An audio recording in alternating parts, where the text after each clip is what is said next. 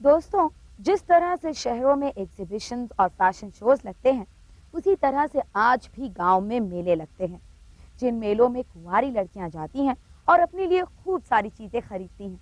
और इन सब चीजों की फरमाइश वो अपने बापू से, अपनी माँ से, अपने भाई से, अपनी भौजाई से करती हैं।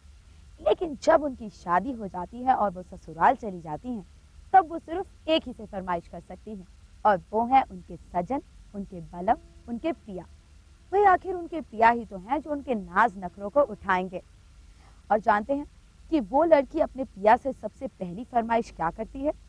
आगरे के घाघरे की। भाई, आगरे का घाघरा भी उसी तरह से मशहूर है जिस तरह से बरेली का झुमका और फिरोजाबाद की कांच की चूड़ियां। अब आगरे के घाघरे में क्या खूबियां हैं, ये आपको ये लोकगीत कर सुनकर ही पता लगेगा।